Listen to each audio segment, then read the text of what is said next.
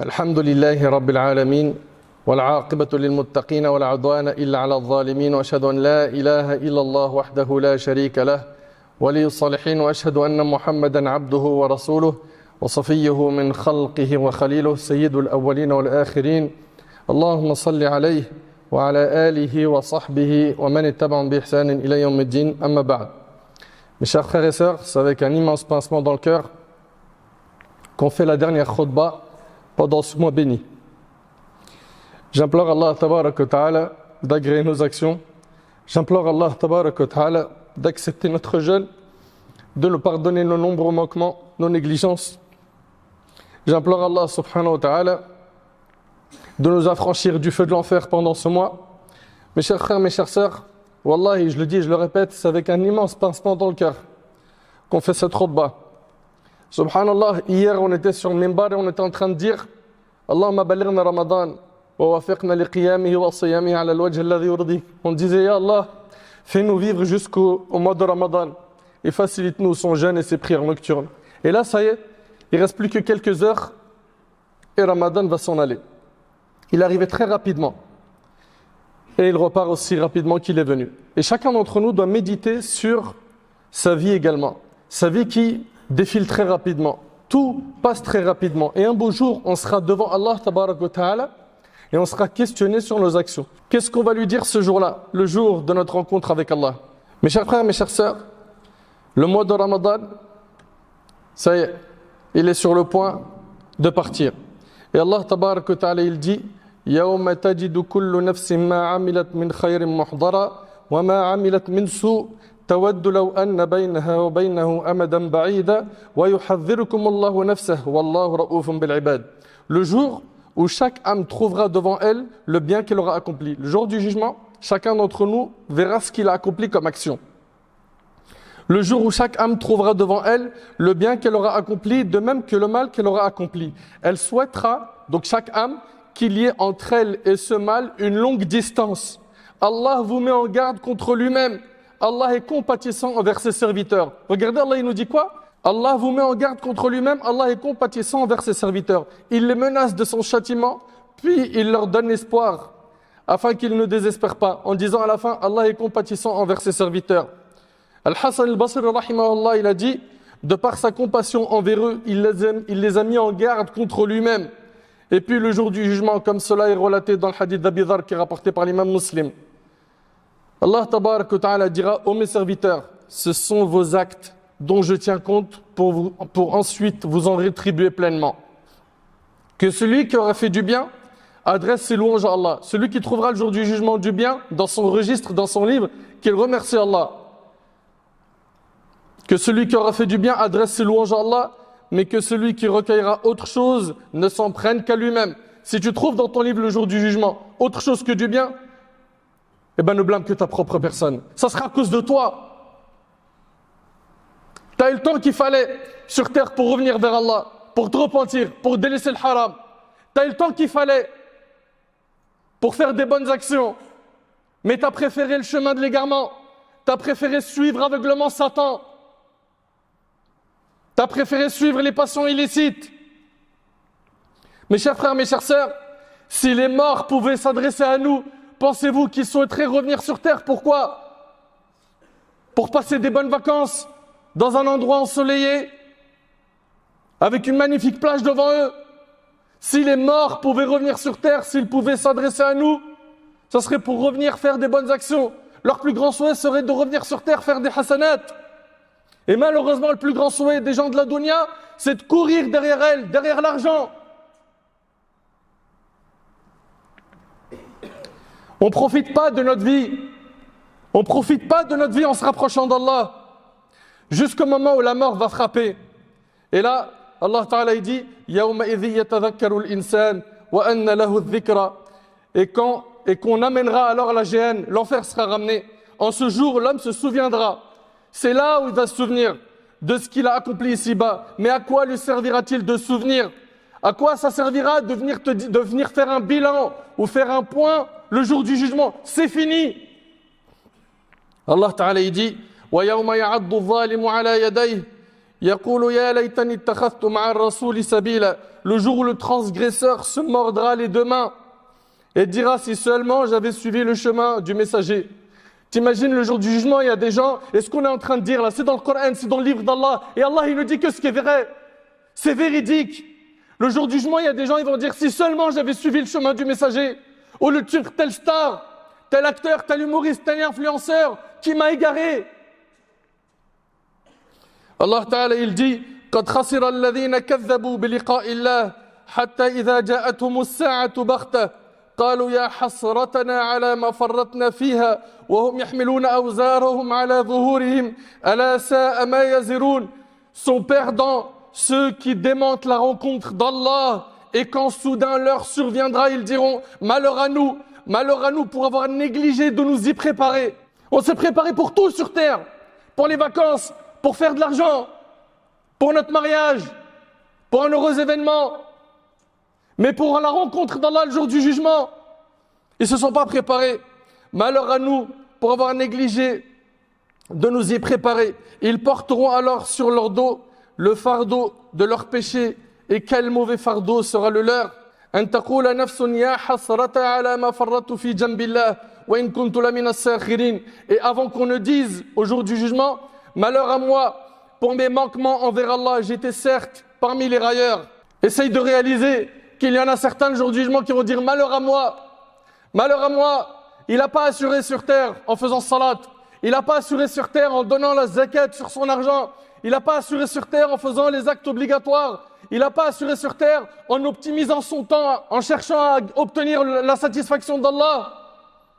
Et le jour du jugement, malheur à moi pour mes manquements envers Allah. Veux-tu être de ceux qui vont prononcer ces paroles? Mes chers frères, mes chères sœurs, le Ramadan est sur le point de partir. C'est un invité qui est venu rapidement et qui est parti très rapidement. Et chacun d'entre nous doit faire le compte avec sa personne. Si tu as été de ceux qui, alhamdoulilah, ont fourni des efforts, poursuis, continue. Et rappelle-toi que les actions ne valent que par leur fin, comme a dit le prophète sallallahu alayhi wa sallam. Ne lâche rien, sois constant, endure. C'est difficile, je sais que tu dors pas bien. C'est difficile car on dort pas bien. On est fatigué. Certains sont sur les rotules, mais c'est pas grave, tu retrouveras les récompenses le jour du jugement. Et la fatigue s'en ira après Ramadan. L'essentiel, c'est donne-toi à fond. Et ceux parmi nous qui ont été négligents, mes chers frères, mes chères sœurs, il reste encore des heures, elles sont trop précieuses. Ne les perdez pas. Vous étiez peut-être attachés jusqu'à ce jour au péché, c'est maintenant. Repens-toi. Demande à Allah tabaraka wa ta'ala qui te guide. Demande à Allah qui te pardonne. Ne pense pas que tes péchés dépassent la miséricorde d'Allah tabaraka wa ta'ala, qu'ils sont plus grands que la rahma d'Allah azza wa jal. C'est avec un cœur qui saigne qu'on se prépare à quitter cet invité durant lequel les portes du paradis étaient ouvertes, les portes de l'enfer étaient fermées, les bonnes actions étaient multipliées, les rebelles parmi les démons étaient enchaînés. Mes chers frères, mes chères sœurs, on n'a aucune garantie de vivre un autre Ramadan après celui-là. Aucune. Il faut prendre conscience que l'année dernière, pendant qu'on était en train de parler, il y avait des gens parmi nous, pendant Ramadan dernier. Ils ne sont plus parmi nous. Ça y est, l'ange de la mort est venu recueillir leur âme. Est-ce que l'année prochaine, ces mêmes visages seront là? Probablement qu'il y en a parmi nous qui vont partir. Mais on va partir avec quel bagage? On va rencontrer Allah avec quel bagage?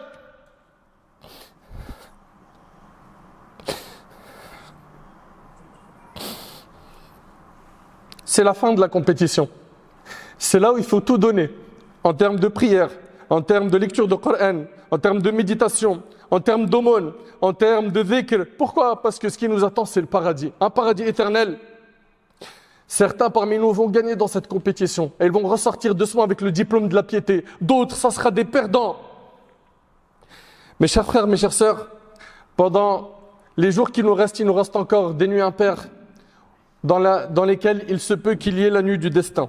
Allah tabaraka wa ta'ala, en parlant de la nuit du destin, il dit Inna anzalnahu fi laylatil qadr. Nous avons fait descendre le Coran pendant la nuit éminente du destin. Une nuit qui vaut mieux que 1000 mois. Il dit Azza wa Jal Laylatul qadri khayrun min alfi shahr. Cette nuit-là, elle vaut mieux que 1000 mois, mieux que 83 ans d'adoration. T'imagines, subhanallah, c'est une vie humaine. C'est-à-dire si nous on cartonne pendant cette nuit-là et on fait des efforts comme notre modèle alayhi salatu wassalam a fait, Allah tabarak wa ta'ala nous gratifiera bi'idhnillah. Ceux parmi nous qui ne feront pas d'efforts pendant cette nuit se seront privés de tout le bien. Mes chers frères et sœurs, concernant ce qu'il est recommandé de dire pendant la nuit du destin, Aïcha radiallahu anha a dit au messager d'Allah, s'il m'arrivait de savoir quelle nuit est celle de la nuit du destin, dis-moi ce que je devrais y dire. Il lui a dit, alayhi salatu wassalam, dit, oh Allah, tu es certes pardonneur et tu aimes le pardon, alors pardonne-moi. Allahumma innaka afu, tuhibbul afwa fa'afu anni. Mon frère, ma sœur, est-ce que vous savez ça veut dire quoi, l'afu? Il y a al-maghfira, qui est le fait de pardonner le péché, mais il reste sur ton livre, ton registre, tu le lis sur ton livre le jour du jugement. Et il y a al-afu, c'est le fait que le péché ait été effacé de ton livre. C'est-à-dire Allah, il te l'a pardonné et il a été effacé. C'est pour ça que ce qu'il est recommandé de dire pendant cette nuit, c'est Allahumma innaka afu, tuhibbul afu, fa'fu anni. Et avec cela, tu vas gagner le fait que tes péchés seront effacés. Tu vas gagner la satisfaction d'Allah tabaraka wa ta'ala. Et qu'Allah azza wa jal te donnera en termes de subsistance halal ce qui te satisfera sans que tu lui demandes quoi que ce soit. Fallahumma innaka afu, tuhibbul afwa, fa'fu anna. Mes chers frères, mes chères sœurs, on a des soucis. On a des épreuves, on a des baisses de foi, on a des problèmes de santé, on a perdu des êtres chers. À nous de faire dua pour nous et pour ceux qu'on a perdus parmi les membres de notre famille ou parmi les musulmans. Et rappelez-vous qu'Allah tabaraka wa ta'ala, c'est lui qui dissipe les soucis, c'est lui qui exauce les invocations. Allah ta'ala, il dit « Amma yujibul muttarra idha da'ah wa yakshifu su' wa yaj'alukum khulafa al-ard a ilahum ma'allah qalila ma tadhakkarun » Qui exauce l'affligé, qui l'invoque, dissipe le mal et vous fait succéder sur la terre. Est-il un autre Dieu en dehors d'Allah? Que vous réfléchissez peu. Mes chers frères et sœurs, après Ramadan, il va falloir poursuivre les efforts pour ceux qui en ont fait. Othbutu, tenez bon, lâchez rien. C'est pas pendant Ramadan, je mets le paquet et après, je lâche tout. Pourquoi? Celui que tu adores, c'est le Seigneur de tous les mois, pas que celui de Ramadan. Quelle est cette logique? De venir faire des efforts que pendant un mois et après c'est fini, il n'y a plus rien. Donc après Ramadan, il va falloir poursuivre les efforts. Et d'ailleurs, les savants nous disent que parmi les signes qu'Allah a accepté nos bonnes actions, c'est le fait de continuer à faire des bonnes actions après en avoir déjà fait. Le fait de continuer à faire des bonnes actions après en avoir déjà fait, c'est un signe de Qaboul al-Amal, qu'Allah tabaraka wa ta'ala a accepté nos actions. Mes chers frères, mes chères sœurs, il va falloir donc poursuivre les efforts. Et ceux parmi nous qui ont été négligents et insouciants, montez dans le wagon du repentir. Revenez vers Allah subhanahu wa ta'ala. Alhamdulillah, Allah tabarak wa ta'ala est pardonneur et miséricordieux. Et même si tes péchés ont atteint les nuages du ciel, comme c'est rapporté par Tirmidhi selon Anas, et que tu demandes pardon à Allah, Allah il te pardonnera sans se soucier du nombre de tes péchés. L'essentiel c'est que tu reviennes à Allah avec un repentir sincère. Mes chers frères, mes chères sœurs, wallahi je le dis, je le répète, les heures qui nous restent là, on peut, bi'idhnillah tabaraka wa ta'ala, en sortir avec énormément de bénéfices. Que ce soit des récompenses, ou la guidée, des nouvelles résolutions, à nous de profiter un maximum de notre temps.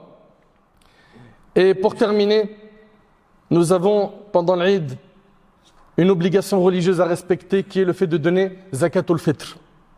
Son but est de purifier l'âme de ce qui l'aurait souillé pendant le jeûne, tels que bavardage, propos obscènes et les petites fautes. De même, elle procure aux pauvres de quoi manger le jour de l'Eid, afin qu'ils goûtent à la joie comme les riches et qu'ils s'abstiennent de mendier pendant ce jour de fête. Elle est une source de récompense.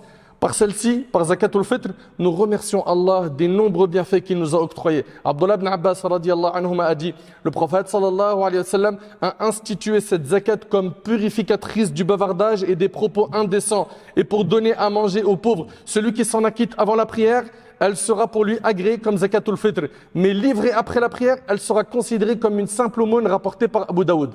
Est-ce que cela signifie que si quelqu'un ne l'a pas donnée avant Salat, il ne peut pas la donner après Salat? Si. Et bi'idhnillah, elle sera valide. Sauf qu'elle est makrouha chez l'imam Ahmad. Pour Cheikh l'Islam, le temps s'arrête à Salatul Eid. Mais pour la majorité des savants des 4 écoles, elle sera quand même valide. Et il aura à la donner jusqu'au Maghrib du jour de l'Eid, s'il ne l'a pas fait avant. Mais bien évidemment, il faudra la donner avant Salatul Eid. Mais si quelqu'un n'a pas pu ou a oublié, ou pour une raison valable ou pour de l'ignorance ne l'a pas fait, il la donne quand même. Et si il atteint, ou il dépasse plutôt, et s'il dépasse le maghrib du jour du Eid, il a des péchés. Il a des péchés. Mais ça sera quand même qadra. Chez la majorité des savants, il devra quand même la donner. Et pour ce qui est de Zakatul Fitr, la sunna chez la majorité des savants des 4 écoles, c'est de la donner en nourriture. Bi'idhnillah, c'est ce que je vais faire et je vous encourage à faire cela. Mais, celui parmi les gens qui va vouloir la donner en argent, on ne le blâmera pas. Pourquoi? Parce qu'effectivement, l'imam Malik, Al-Shafi'i et Ahmad sont de l'opinion qu'il est obligatoire de la donner en nourriture. Abu Hanifa, rahimallah, il dit qu'on peut la donner en argent. Il n'est pas le seul. Il y a Al-Hassan al-Basri avec lui. Il y a Sufyan al-Thawri, Omar ibn Abd al-Aziz. Il y a Sheikh al-Islam ibn Taymiyyah. Il y a beaucoup de savants. Et c'est des grands noms qu'on se doit de respecter, qui autorisent, s'il y a une maslaha, un intérêt, à la donner en argent. Fabarakallahu fikum, s'il vous plaît, ces débats stériles qu'on a chaque année, ils l'ont donné en argent, elle n'est pas autorisée, elle n'est pas valide, s'il vous plaît, prenez un peu de maturité au niveau du fiqh. Les deux avis existent, ils sont fondés. Le mieux, et c'est ce que je ferai, bi'idhnillah, et je vous encourage à le faire, c'est de la sortir en nourriture. Comme ça, vous aurez fait la sunna du prophète. Mais ne blâmons pas ceux qui feront en se basant sur l'autre opinion, car elle est aussi soutenue par des sommités. À moins que pour toi, Cheikh l'Islam n'y vaut rien, Ibn Taymiyyah, Abu Hanifa, etc. Également, pour ce qui est de la quantité, d'après Abdullah ibn Umar, le prophète a imposé l'aumône de la rupture du jeûne d'un sa'. Un sa', c'est 4 mouds. Un moud, c'est ça. C'est ce que peut contenir 2 mains, ni trop ouvertes, ni trop fermées, de taille moyenne. Donc ici, c'est 4 mouds, ce qui fait environ 2 kilos, 3 kilos. Le comité permanent, Al-Lajna Da'ima, penche vers l'avis que c'est 3 kilos. Le prophète a imposé l'aumône de la rupture du jeûne, un sa' de date ou un sa' d'orge pour le serviteur et l'homme libre, pour les hommes et les femmes, pour les vieux et les jeunes parmi les musulmans. Et il a ordonné qu'elle soit donnée avant la sortie des gens pour la prière. Et on donnera des aliments que mangent les gens du pays. Et pour cela, il y a assez d'explications sur Internet, sur Zakatul Fitr. J'ai une intervention à ce sujet bien détaillée. Mes chers frères, mes chères sœurs, parmi les choses qui seront recommandées, c'est de se doucher avant d'aller à la mosquée pour le jour de l'Eid, de se parfumer, de mettre les plus beaux vêtements. Également, le takbir. Le takbir, il sera sunna pour 3 écoles sur 4 à partir du maghrib, de la veille. D'accord? Jusqu'à Salatul Eid. Et pour ce qui est de l'imam Malik, rahimahullah, le takbir, Allahu Akbar, la ilaha illallah, Allahu Akbar, wa lillahi alhamd, ça c'est une parmi les formules. Ce takbir-là se fera quand il partira de chez lui pour Salatul Eid, et pas à partir de la veille. Ça c'est pour ce qui est de l'imam Malik, rahimahullah. Également, le prophète sallam ne sortait pas le jour du Fitr, Eid al-Fitr, avant d'avoir mangé des dattes. Et c'est rapporté par l'imam al-Bukhari. Mange au moins quelque chose. La sunna, c'est donc de manger quelque chose avant d'aller à la mosquée pour Eid al-Fitr, pour prier la prière de l'Eid. Et pour ce qui est de Eid al-Adha, la sunna, c'est de manger après avoir sacrifié ta bête.